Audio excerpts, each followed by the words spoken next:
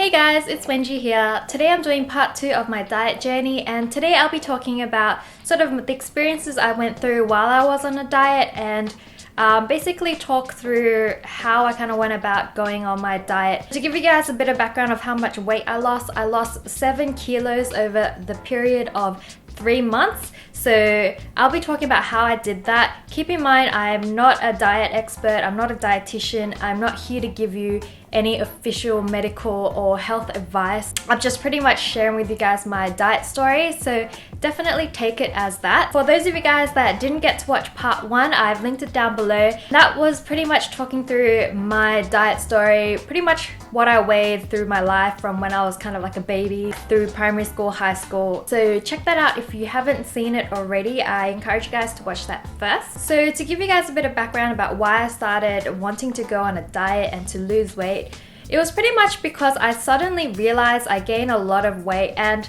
you know, it was in a period of my life where I didn't really weigh myself regularly. If you watch part 1 of my story, you realize that I have a pretty fast metabolism. I've never had any major issues with my weight. I've always been kind of underweight or on the skinny side simply because I was born that way as my genes, and also I have a really small bone structure which makes me weigh less as well. As you get older, it's actually harder to eat at the same rate. Now, for those of you guys that actually have a fast metabolism, you'll be lucky enough to experience the fact that you could pretty much eat whatever you want, junk food, you can overeat all the time and still remain stick skinny. Now, that was the case for me, but suddenly, you know, without my knowledge, I suddenly put on a lot of pounds, and because you're kind of looking at yourself every single day, you don't really realize the weight you've put on. You just kind of feel the same, and it wasn't until I kind of saw myself, you know, like when you look at photos or videos and things and you look at yourself, you look at it more objectively than you do every day in the mirror. I'm not sure why that is, but then I realized I put on a lot of weight. I stepped on the scales that I hadn't stepped on in a long time. I realized I put on like 7 kilos since my natural weight, and when I refer to natural weight, I'm just referring to how much you weigh when you eat healthy and you eat the right proportions for your body. So not really putting a BMI sort of average on your weight. And I feel like it's really important to know what your natural weight is. And for those of you guys that are keen on the medical standard of BMI, I don't actually feel that it is always applicable to everyone. I know people that were born underweight and they pretty much spent the whole life trying to fit into that BMI standard, and it was basically impossible for them because they never put on weight no matter what they did. They went to the doctors and they couldn't help them. So I think it's really important to know what your baseline weight is when you eat healthy, you eat the right proportions, you do a regular amount of exercise, and you don't over or under eat. And my weight at that time was 42 kilos, and yeah, I pretty much blew it mainly because I ate a lot more than I should have. I pretty much ate an extra meal at about 12 a.m. every night. In addition, I always had like chips in the house, and I would always have like chips and like dip it in avocado like really late at night as an extra meal. That was definitely overeating and not eating right. I would drink a lot of sugary drinks, like soft drinks as well, and I hadn't actually done that for a long time. I had been relatively healthy, but I sort of moved in with my boyfriend at the time, and I think when you live with someone, their sort of dietary habits really rub off on you, and he was able to eat everything and still remain skinny because he still had a really great metabolism. I didn't. I ate the same, and then I definitely gained a lot of weight from that. When I started dieting, it was the hardest thing ever. I think for you guys that are like looking to go on a diet and have never been or never been able to stick to it, I think it's one of those things where we kind of all know what to do. Like, there is a ton of information about how to go on a diet. There's, you know, lots of articles online. I don't think that's the hard part. Knowing how to diet, I feel, is not the difficult part. The hardest part about going on a diet, especially for me that had never had to look after what they ate, was pretty much the self-control I had to have to stick to, you know, the regular meals and the calorie intake that I was supposed to have while losing weight. That was so hard because I was the kind of person that was like, I feel like eating, you know, chips right now, I'm gonna go eat it, or I'm craving KFC and I'm just gonna go have it right now. I've never really had to limit myself through my whole entire life, so that was like the hardest part for me. being able to curb those cravings for junk food and what I regularly ate as a habit, and then making sure I ate healthy instead. And actually, healthy food, when you start going on a diet, healthy food tastes so bland. I mean, if you're used to eating high sugar, high sodium meals like snacks or KFC or junk food, you'll realize that eating healthy food is going to be really different for you. Also, I cut a lot of carbs out of my diet because carbs were kind of one of those empty calorie things that I could have eaten something nutritious instead. And it's much easier to stick to a limited calorie intake while eating a lot of veggies and getting your nutrients that way than filling it up with empty carbs like white rice. And I think, yeah, for those of you guys all going on a diet, that's going to be the hardest thing you'll ever experience, and that's what I experienced, especially when I was in a habit of eating at like 12 a.m. I was about to go to bed, and I always loved to eat before I slept, and that's so bad for you. But every time like I craved it, it was really hard to hold back and not eat. I started off basically replacing what I ate. So instead of having chips and avocado, I try and eat like a salad or a chicken salad instead. So I didn't really go cold turkey and not eat at all, because that would have been way too hard for me, because it was just like a habit I had. So I started doing this swap it, don't stop it thing, which is a really good idea if you don't really have self-control to go on a diet either. It's just swapping slowly the things that you used to have for a healthier version. And I've been kind of just doing that consistently over time. If you pretty much swap all the unhealthy things and the high calorie things in your diet, over time you'll start to be able to stick to a much lower calorie intake without really feeling like you're missing out. There were two major things that I used while I was going on a diet that really helped me. One was my Fitness Pal, and if you watch my other diet videos, I highly recommend going on it. And even for research purposes, the reason why is it pretty much calculates a healthy calorie intake for you for your weight loss goal. So it does that for you as soon as you sign on. You tell them your height, your weight, and it'll tell you how many calories you need to eat per day to get to your goal. I don't condone drastic weight loss methods either, so they pick a healthy sort of calorie intake for you to do and give you expectations that it'll take, you know, a certain amount of months before you reach that goal weight. I feel like crash diets are a really bad way to go because you're going to gain it really quickly afterwards. Changing your overall eating habits will be a way to stick to your new ideal weight as well. So crash diets and fad diets to me aren't really something I like to use or something I actually even considered while losing weight. What I learned from MyFitnessPal was basically how many calories all the food I ate was. That's really important if you want to go on a diet, is really just to get the knowledge about what you're putting into your body. And you'll be like super surprised at the amount of calories some things you eat. It feels insignificant when you eat it, but the amount of calories is simply crazy compared to maybe like a healthier alternative. So one example I really love to share is pretty much you can have 11 Doritos chips, or you can pretty much have a fried egg on toast combination if you do it healthy. That's kind of like the same calories, but you get a lot more full with the egg on toast than with 11 Doritos chips. So you can see that without knowing how much calories you're eating, you can actually overeat in terms of calories without even knowing and still feel hungry at the end of the day. The first thing I did when I was dieting was learn how much calories each food item has. Until this day, I pretty much learned so much that I can just look at something now and kind of guesstimate the amount of calories in that particular meal. You also find the importance of serving sizes. You realize in most Western countries, serving sizes are way too big for you, especially if you're of a small build. Like if you think about it, they serve the same serving size to men and women, even though women have a much lower calorie intake than men do. And that's just something that you need to know and be aware of. So don't eat everything that you're given. Just know how much you're supposed to eat and eat that much and take it away. You can turn one meal into 2 meals and save a lot of money at the same time. And yeah, those are the kind of things I started learning. And the other thing that I really used a lot was a diet tea that I heard was really good. So I just ordered it off the internet. It was called Oolong tea, I think. But anyways, it was endorsed by Oprah as diet tea.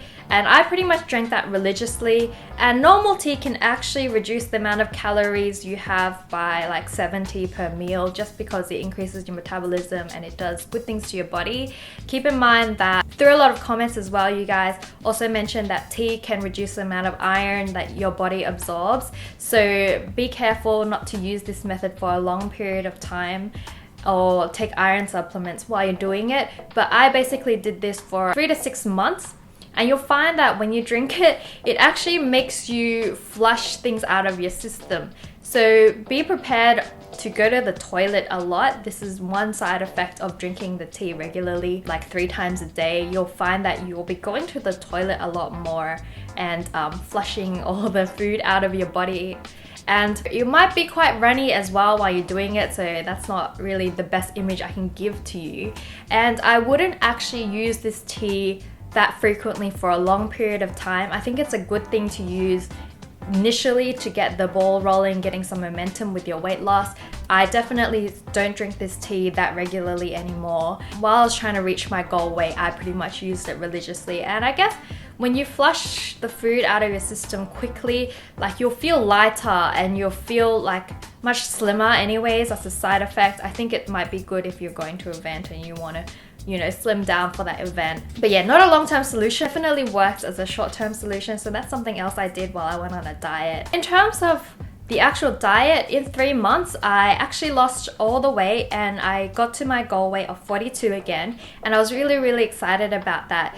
And you'll find that during the diet process, it'll be hard because one, you won't notice any like weight loss. I think weight loss is so subtle that it takes a period of time for you to realize, but while you're in the zone of losing weight, you won't feel like you're losing weight. So it might feel hard because you have to change all these lifestyle habits that you had and were comfortable with and that made you happy.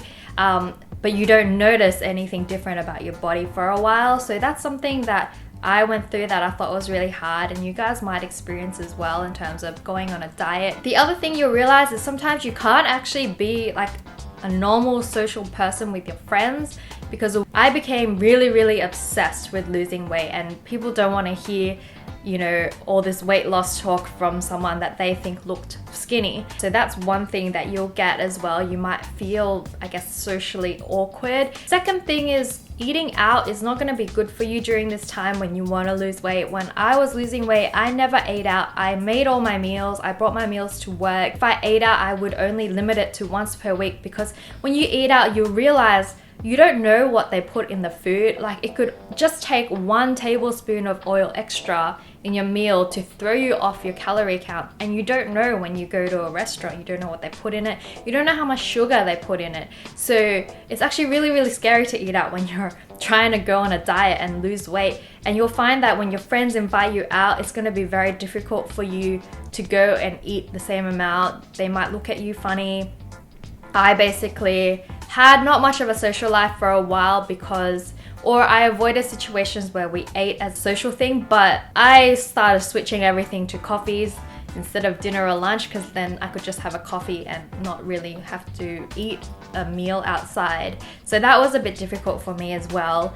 Made you feel really socially awkward during that period of time if you really want to stick to your diet. And I think that's something that I realized about dieting. It made me a lot more self-disciplined, and you have to give up a lot of things that you are comfortable with to pretty much get to your goal. And I think that's with any goal. If you want to do something, I think you will have to be willing to give up some things in the process. And I think a few of the things that will help is to let your friends know ahead of time why you're being antisocial or that you can't eat out with them. Those kind of things help, and let them know, and that makes them prepared for what you're doing. Same with your parents. You might find that the meals that your parents cook may be actually really high in calories and not good for you. And we can't choose what our family cooks. Luckily, my family cooked really, really healthy. It's just that it was a problem when I actually cooked myself.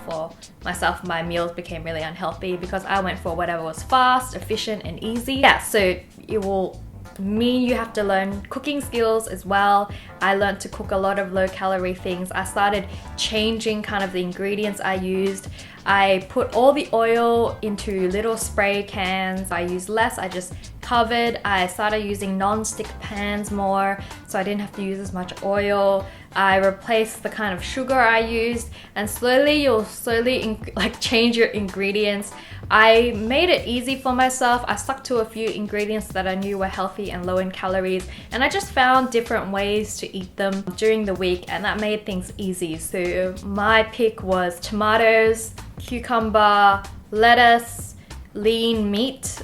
Turkey was a really low calorie meat as well, so I used a lot of turkey and turkey mince, and just different ways of cooking. Oh, also broccoli was a really good and healthy low calorie thing to eat, and really clear mung bean noodle that was made from beans, I guess, so it wasn't really like carbs, and it was a lot less calories than having rice or anything. So I just replaced what I ate and just ate monotonous meals with the same ingredients for 3 months. But it really helped me stick to my diet, and it made things easier when I was cooking and things like that.